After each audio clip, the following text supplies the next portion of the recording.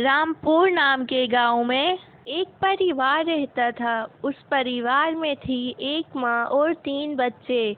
माँ का नाम लक्ष्मी और बड़ी बेटी का नाम काजल। छोटी बेटी जो सिर्फ 6 साल की थी उसका नाम था सीमा और बेटे का नाम राजेश। वो लोग बहुत खुश रहते थे, मगर जब से लक्ष्मी का पति मोहन इस दुनिया से गया वो लोग बहुत उदास हो गए थे, क्योंकि मोहन के अलावा उनके घर कोई कमाने वाला नहीं था। जो बड़ा बेटा था राजेश, उसको कोई नौकरी नहीं देता था क्योंकि उसने पढ़ाई नहीं की थी। मोहन खेती बाड़ी का काम करता था। वो चाहता था कि बड़ी बेटी काजल, उसकी शादी वो अपने सामने कर सके, मगर काजल इस सब से खुश नहीं थी।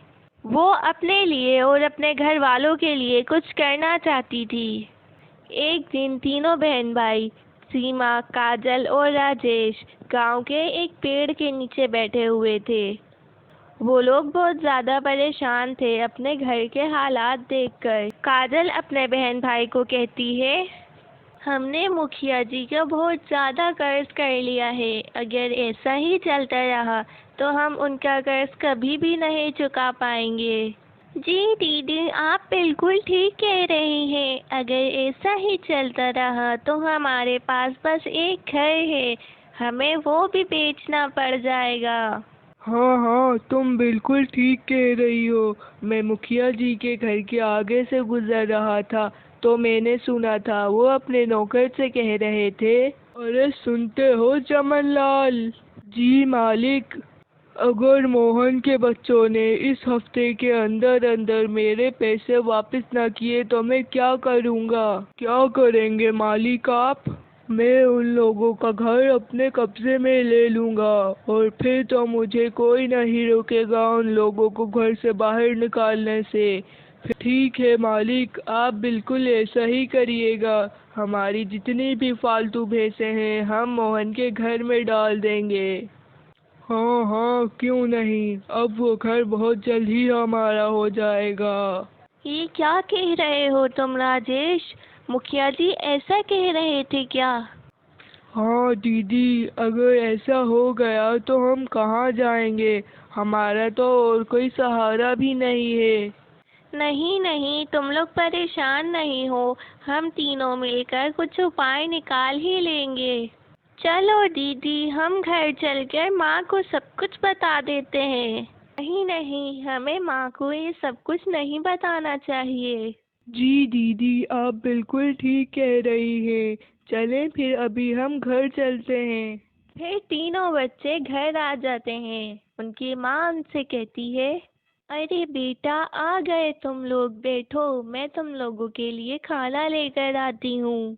लेकिन माँ, खाना आया कहाँ से है?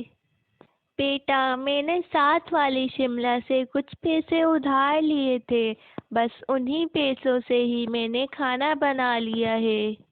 वो लोग खाना खाने बैठ ही रहे होते हैं तो उनके घर कोई आता है। मैं देख कर आता हूँ कौन आया है।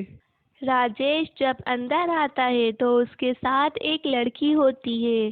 बेटा, ये कौन लड़की है और तुम इसको मुझसे बगैर पूछे अंदर कैसे लेकर आ गए? नहीं नहीं आंटी, आप परेशान नहीं हो, मेरा नाम कैंजल है। मैं यहीं पास के शहर में रहती हूँ।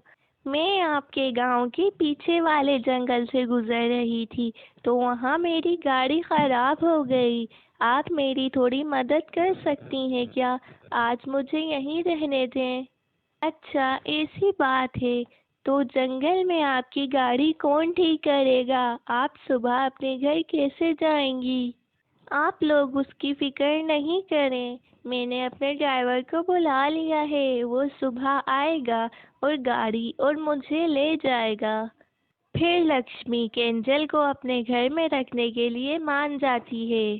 चलो बेटा, अब मैं तुम्हारी बुआ के घर जा रही हूँ, तुम लोग घर का ख्याल रखना, मैं शाम तक के लौटूंगी। जब लक्ष्मी वहाँ से चली जाती है तो केंजल उन तीनों बहन भाइयों से पूछती है, तुम लोगों का नाम क्या है?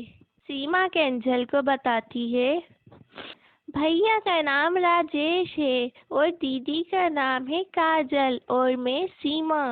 आप बैठ जाएं, मैं आपके लिए खाना लेकर आती हूँ। केंजल जब खाना खाती है तो उसको वो खाना बहुत अच्छा लगता है।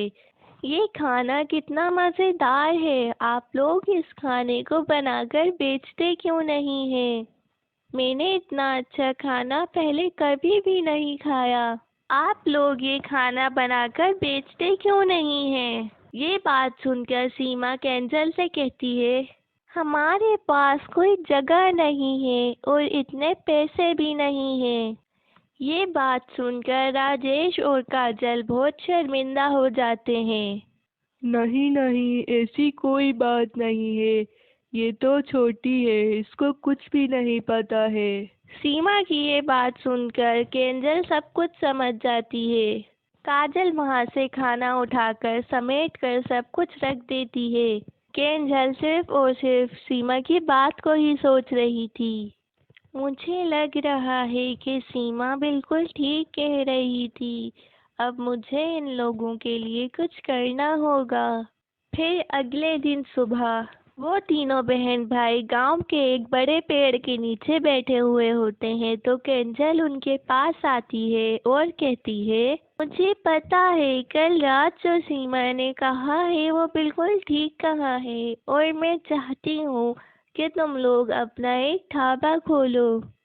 फिर राजेश केंजल से कहता है, नहीं दीदी, हम ये सब कैसे करेंगे? इस सब के लिए बहुत पैसा चाहिए है। तुम लोग पैसों की फिक्र नहीं करो, तुम लोग बस खाना बनाने की तैयारी करो, सब कुछ हो जाएगा। फिर शाम से ही वो लोग अपने ढाबे पर काम करना शुरू कर देते हैं। केंजल अपने घर चली जाती है।